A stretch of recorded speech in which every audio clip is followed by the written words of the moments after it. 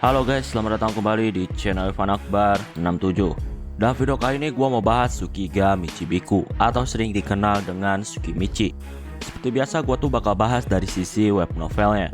Yang mau gue bahas tuh adalah lanjutan anime Tsukiga Michibiku berdasarkan web novel chapter 196 sampai chapter 203. Video ini tentunya adalah kelanjutan dari video sebelumnya. Jadi buat kalian yang belum nonton video pembahasan yang sebelumnya, kalian tuh bisa nonton videonya terlebih dahulu.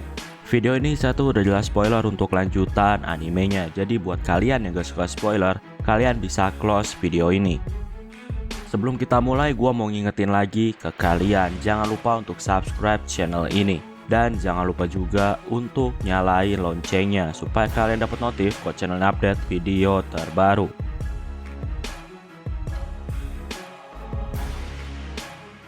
Sari saat ini mengamati langit. Dia tuh ikut Makoto dengan harapan supaya dia tuh bisa berteman sama Makoto. Tapi ternyata dia tuh malah gak bisa kemana-mana karena dia tuh tinggal di Asora yang merupakan dunia yang berbeda dengan dunianya. Sari ini menganggap kalau Makoto adalah raja dunia lain.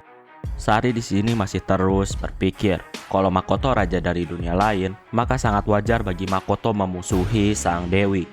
Sari juga di sini tuh penasaran kenapa Makoto menjadi satu-satunya manusia yang ada di Asora. Intinya Sari tuh di sini mau berteman sama Makoto. Tujuannya supaya Makoto tuh nggak memusuhi ras iblis. Sari ini udah mempelajari sifat-sifatnya Makoto, makanya dia tuh mutusin untuk dekat dengan Makoto. Sari di sini masih terus berpikir tentang kemungkinan yang terjadi di masa depan. Gak lama saat ini datanglah Makoto. Makoto dan Sari mereka pun mengobrol. Makoto di sini tuh ngasih tugas ke Sari. Sari tuh disuruh untuk wawancara ras baru. Sari di sini tentunya tuh terkejut, tapi di sisi lain dia tuh sangat senang. Alasannya karena Makoto tuh ternyata percayain tugas yang penting. Makoto di sini bilang kalau dia tuh butuh pengetahuan dari Sari. Selain itu, Sari juga nggak mungkin berkhianat. Makoto bilang kalau dia adalah orang yang berpikir simpel. Kalau berkhianat itu artinya adalah musuh, tapi kalau ngasih kontribusi itu artinya adalah sekutu. Sari dalam hatinya, dia tuh berpikir kalau pikiran Makoto saat ini tuh sangat berbahaya. Salah sedikit maka bisa berbahaya. Sari di sini terdiam mendengar kata-kata Makoto. Makoto di sini ngasih tahu kalau Sari tuh bakal mewawancara ras Lorelei. Mereka tuh bisa dibilang adalah ras iblis tapi hidup di laut. Makoto di sini ngasih tahu ras Lorelei itu bakal migrasi ke Asora. Sari di sini terkejut karena Asora tuh menerima migrasi.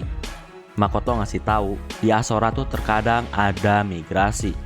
Makoto juga bilang kalau misalkan ras Lorelei ini memenuhi syarat untuk tinggal di Asora, maka Sari tuh bakal punya teman yang berasal dari ras iblis. Sari bilang kalau dia tuh saat ini bakal bekerja dengan baik. Makoto bilang kalau Sari tuh bakal ditemani sama Gorgon dan Orcs. Setelah itu mereka pun berpisah. Saat ini Makoto pergi menemui Shiki. Makoto bilang kalau dia tuh udah ngasih tugas ke Sari, tentunya atas saran dari Shiki. Mereka berdua juga di sini tuh ngobrolin tentang ras Al Elemera. Selain itu juga, mereka tuh ngobrolin tentang awan ungu yang muncul dan ngeluarin hujan racun. Makoto di sini tuh sangat tertarik dengan awan ungu tersebut. Makoto dan Tomoe saat ini mereka tuh pergi ke daerah yang terdapat awan ungu. Sambil melihat awan ungu itu, mereka tuh juga ngobrolin tentang Lime dan Hibiki. Di sini juga terlihat kalau Makoto tuh memuji kemampuan-kemampuan Hibiki ketika ada di bumi. Bagi Tomoe, Makoto ini terlalu menganggap Hibiki adalah orang hebat. Padahal dari pandangan Tomoe, sebagai seorang pejuang atau petarung, Makoto tuh jauh lebih hebat dibandingkan Hibiki. Bagi Tomoe, Hibiki tuh lebih cocok menjadi politisi dibandingkan dengan menjadi petarung. Tomoe di sini ngasih tahu supaya Makoto tuh hati-hati. Sebelum pergi, Makoto di sini tuh pakai panahnya untuk membasmi awan ungu. Bagi Makoto, awan itu terlihat sangat berbahaya karena sangat dekat dengan negara Uni Lorel. Tomoe gak ngerti kenapa Makoto mau basmi awan ungu itu. Bagi Tomoe, Lorel tuh gak punya hubungan apa-apa dengan Kuzunoha, jadi gak perlu ngasih bantuan. Makoto bilang kalau negara Lorel tuh udah banyak menampung orang Jepang yang muncul ke isekai, makanya Makoto tuh mau bantu sedikit.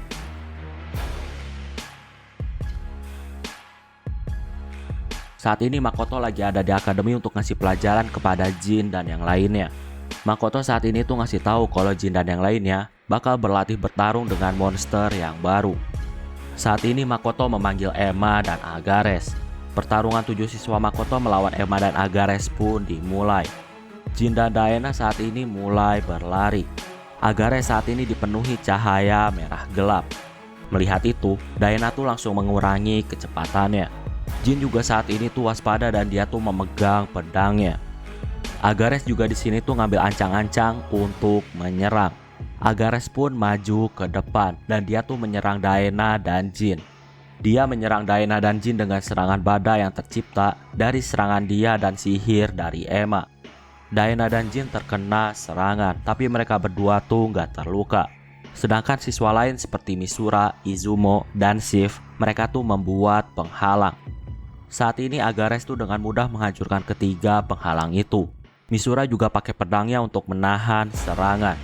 Agares juga pakai tombaknya untuk menyerang. Tapi Misura menahannya lagi pakai pedangnya dan kemudian Misura pun menghindar.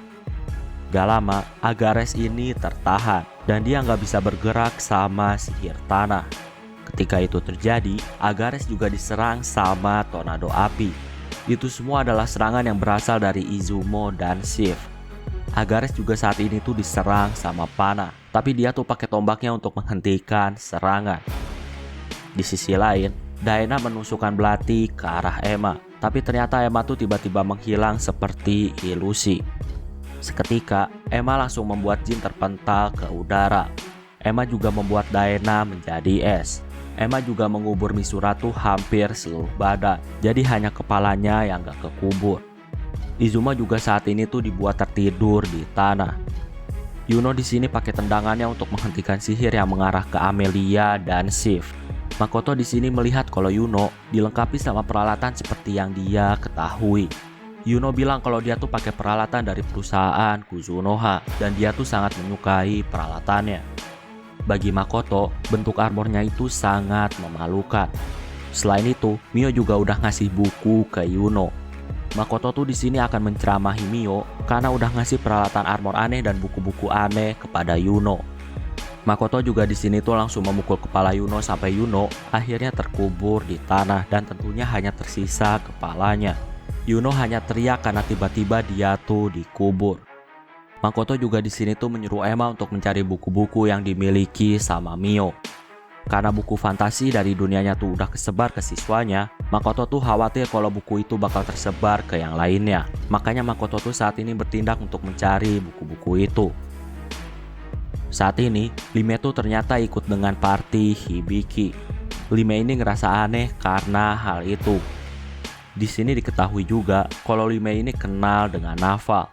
Lime tuh terkejut ketika tahu kalau Naval tuh pernah bergabung dengan party Hibiki. Dan sekarang Naval tuh udah tewas dalam pertarungan. Lime di sini sadar kalau dia tuh terpikat sama jalan pahlawannya Hibiki. Hibiki tuh punya karisma yang membuat orang-orang tuh bisa ikut dengannya. Lime juga sadar kalau dia tuh saat ini tuh telah mengabaikan beberapa panggilan dari Tomoe. Lime ngerasa kalau dia tuh harus segera berhenti mengikuti Hibiki. Lime tuh saat ini bekerja untuk Makoto dan Tomoe. Lime tuh punya hutang ke mereka, jadi Lime tuh nggak boleh berkhianat.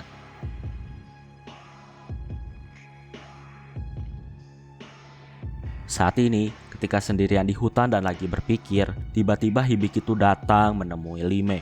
Hibiki tuh salut karena Lime tuh menyadari kehadirannya. Padahal Hibiki tuh udah menghapus kehadirannya.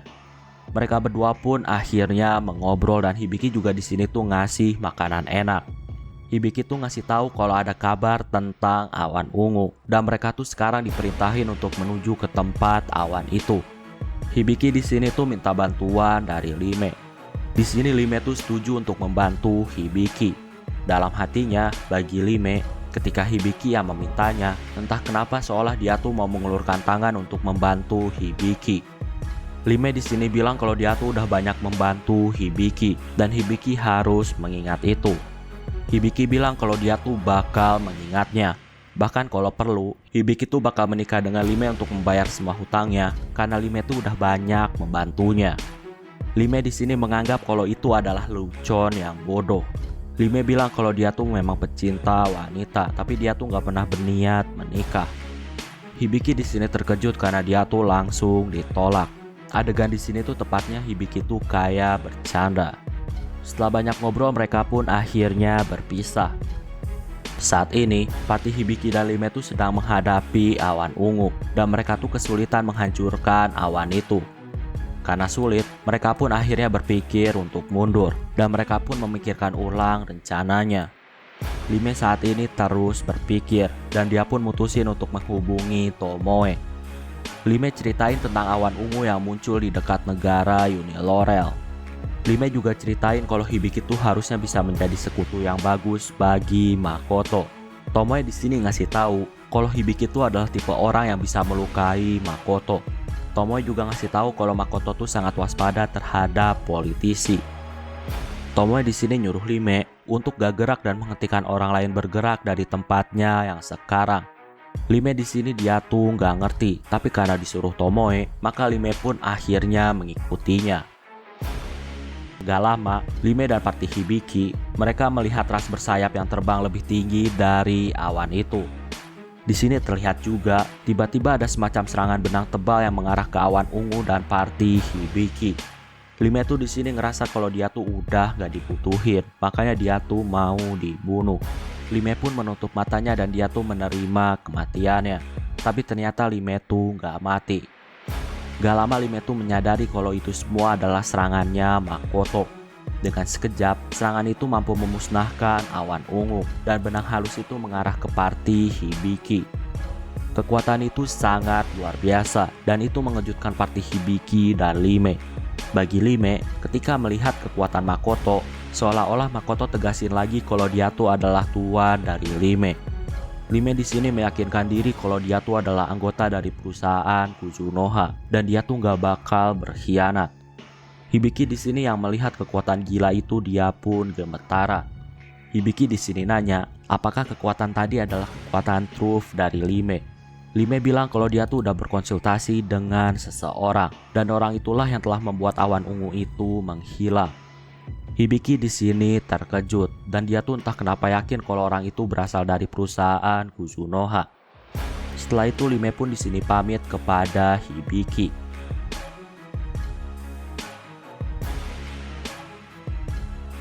Sebelum berpisah, Hibiki bilang kalau Makoto pergi ke Limia, Hibiki mau kalau Lime juga ikut pergi ke Limia. Lime bilang kalau memang diperintahin sama Makoto, maka Lime tuh pasti bakal ikut ke Limia. Dengan sangat berat hati, Hibiki pun membiarkan Lime kembali ke Makoto. Setelah itu, mereka pun akhirnya berpisah. Saat ini Makoto udah dijadwalin untuk menuju ke Limia. Tapi sebelum pergi ke sana, Makoto ngurusin bermacam hal di Asora, seperti ngurusin dokumen, migrasi ras, dan lain-lain. Untuk migrasi ras, tentunya mereka tuh di awal dikasih waktu beberapa hari untuk bertahan hidup di Asora. Ketika mereka bisa bertahan hidup di Asora, maka itu artinya ras mereka tuh aman dan layak migrasi ke Asora. Jadi, semua ras yang ada di Asora memanglah ras yang cocok dengan lingkungannya Asora, dan mereka tuh bisa bertahan hidup di Asora.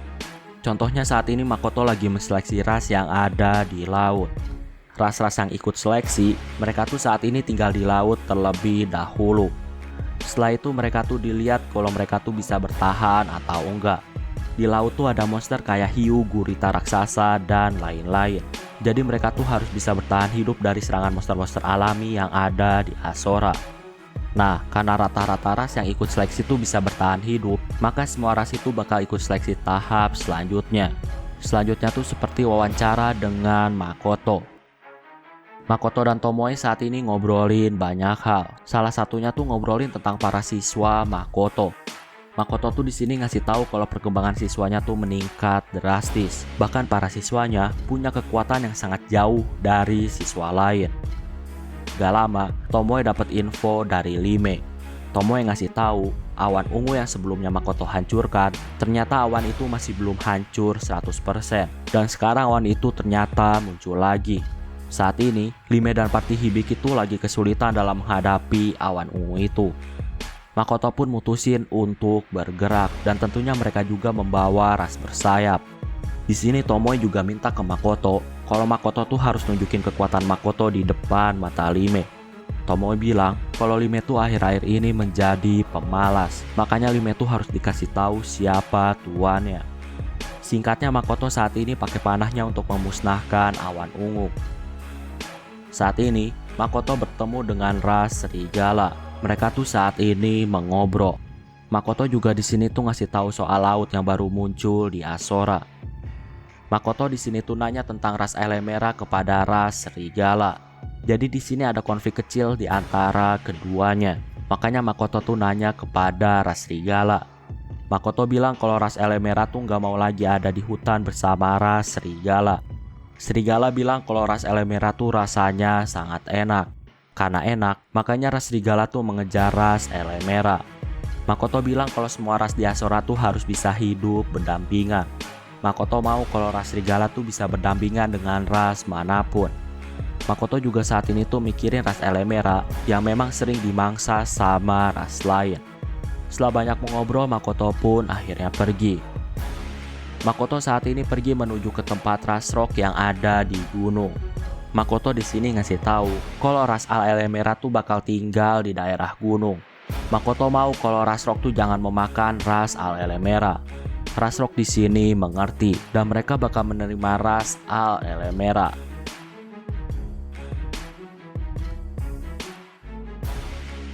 Saat ini Makoto menuju ke daerah laut dan ternyata di sana tuh ada Sari. Sari dan Makoto mereka pun mengobrol. Saat ini Sari bekerja sebagai penasehat ras Lorelei. Sari juga di sini tuh ngasih tahu hubungan ras Lorelei dengan ras lain tuh berjalan dengan baik. Sari di sini tuh ceritain banyak hal tentang ras yang ada di laut. Saat ini Makoto tuh sangat kelelahan karena latihan busurnya. Tomoe itu di sini nggak ngerti kenapa Makoto selalu berlatih sampai kelelahan. Tomoe itu penasaran dengan apa yang ingin dicapai Makoto. Makoto bilang kalau dia tuh nggak ingin menggapai apapun. Tapi bagi Makoto dengan berlatih, seenggaknya dia tuh mungkin bisa menjadi lebih kuat dari sebelumnya. Saat ini, Makoto lagi ada di meja kerjanya bersama dengan Shiki. Shiki juga saat ini tuh bawain teh untuk Makoto. Mereka di sini diskusi tentang kekuatan jin dan yang lainnya. Makoto sendiri tuh gak nyangka kalau para siswanya tuh bisa tumbuh dengan cepat. Para siswanya tuh menjadi sangat kuat dan itu ada di luar prediksinya mereka. Shiki di sini bilang kalau para siswa Makoto bertarung bersama, kemungkinan kekuatannya tuh udah setara dengan Lime. Shiki di sini ngasih saran, sebaiknya Makoto merekrut anak-anak itu menjadi anggota perusahaan Kuzunoha. Shiki bilang awalnya para siswa Makoto nggak menarik, tapi dengan pertumbuhan yang sangat gila, saat ini tuh Shiki menjadi tertarik dengan mereka. Dan Shiki tuh menganggap kalau mereka tuh adalah objek penelitian yang bagus. Shiki mau mengamati terus perkembangan mereka dari dekat. Makoto saat ini terus berpikir tentang para siswanya. Makoto di sini bilang kalau perusahaan merekrut mereka, maka kemungkinan negara lain tuh bakal berjuang untuk merebutnya. Belum lagi ada para pahlawan yang bisa memikat mereka, dan akhirnya mereka tuh malah mengikuti para pahlawan. Shiki bilang kemungkinan itu bisa aja terjadi, makanya Shiki tuh mau mengawasi mereka. Makoto bilang masa depan siswanya tuh bisa lebih baik daripada mengikuti perusahaan Kuzunoha. Jadi Makoto saat ini tuh ragu kalau mereka tuh bakal mengikuti perusahaan Kuzunoha. Shiki bilang para siswa Makoto tuh pasti mau ikut dengan perusahaan Kuzunoha. Shiki di sini jelasin alasannya.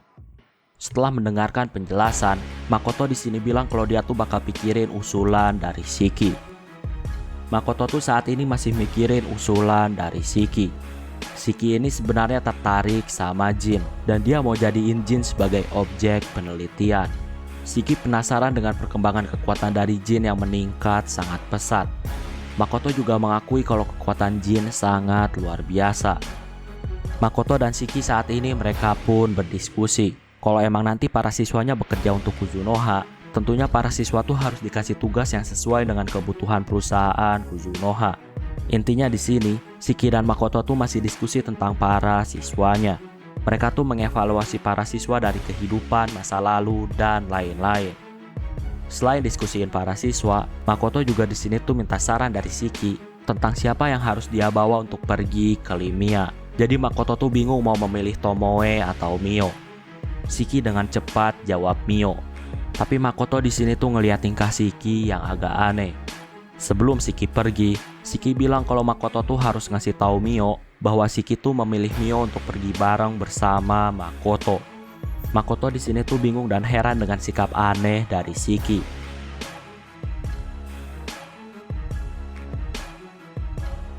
Saat ini, wawancara migrasi ras pun dimulai. Yang membantu Makoto tentunya adalah Emma. Yang pertama adalah ras Sahuagins. Ras itu ternyata mirip Kappa. Untuk wawancara pertama tuh berjalan dengan lancar. Selanjutnya adalah ras Putri Duyung. Ras Duyung ini kalau pakai ramuan, mereka tuh bisa berubah bentuk ke bentuk manusia. Akhir-akhir ini tuh penangkapan ikan yang dilakuin sama manusia tuh meningkat drastis. Ras Duyung tuh mau menghindari pertikaian dengan manusia di masa depan. Makanya mereka tuh tertarik untuk pindah ke Azora. Ras selanjutnya yang diwawancarai adalah ras yang berbentuknya tuh seperti kura-kura yang besar. Disebutnya adalah Blue Moon. Hobinya menjelajah lautan dan dia tuh senang dengan lautan yang sangat luas. Blue Moon di sini tuh cuma sendirian migrasi ke Azora. Selanjutnya adalah ras Kayla. Ras Kayla ini memakai baju seperti baju pelaut. Ras Kayla ini punya hobi menyerang manusia ketika di laut. Nama ras Kayla yang datang ke Azora adalah Levi. Emma di sini tuh ngasih tahu kalau di Azora tuh nggak ada manusia. Satu-satunya manusia di sini tuh hanyalah Makoto. Emma di sini heran kenapa ras Kayla tuh mau migrasi ke tempat yang nggak ada manusianya. Levi di sini ngasih tahu kalau dia tuh satu-satunya ras Kayla yang bakal migrasi ke Azora. Levi bilang kalau dia memang aneh, makanya dia tuh berbeda dengan rasnya. Levi juga bilang kalau menyerang manusia tuh benar-benar sangat membosankan. Bagi Levi, manusia tuh sangat lemah, jadi nggak ada menariknya dari menyerang manusia.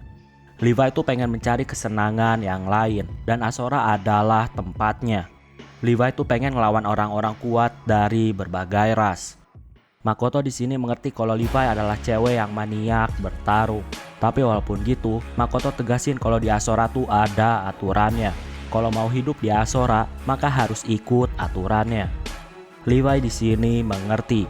Sebelum pergi, Levi bilang kalau nanti ada perang, Levi tuh mau kalau Makoto mengajaknya. Setelah itu Levi pergi dengan tertawa sangat keras. Selanjutnya adalah ras Siren. Ras itu bentuknya setengah ke atas wanita dan setengah ke bawah adalah burung. Selanjutnya adalah ras Lorelei.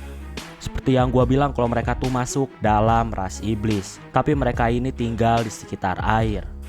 Makoto di sini tuh benar-benar terbantu berkat kerja dari Sari. Sari tuh ngasih dokumen lengkap tentang ras Lorelei. Obrolan Makoto dengan ras mereka cuma obrolan biasa, dan Makoto hanya mengkonfirmasi kebenaran dari laporan milik Sari. Diketahui juga, ternyata Lorelei ini adalah ras yang bisa bermain alat musik, bahkan bisa menggabungkan sihir dengan musik. Makoto juga di sini tuh ngasih tahu kalau Sari bakal terlibat banyak untuk ras Lorelei di masa depan. Walaupun gitu, Sari tuh nggak bakal terlalu sering melakukan kontak dengan mereka. Alasannya karena Makoto juga bakal ngasih tugas lain kepada Sari. Ras Lorelei di sini mengerti dan ketika pergi, mereka tuh ternyata nangis. Ternyata hidup sebagai iblis sangat keras.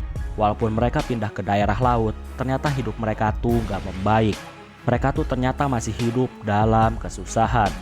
Tapi kali ini, ketika mereka dipindahkan ke Azora, mereka tuh terlihat sangat senang. Azora adalah tanah surga yang memang mereka inginkan.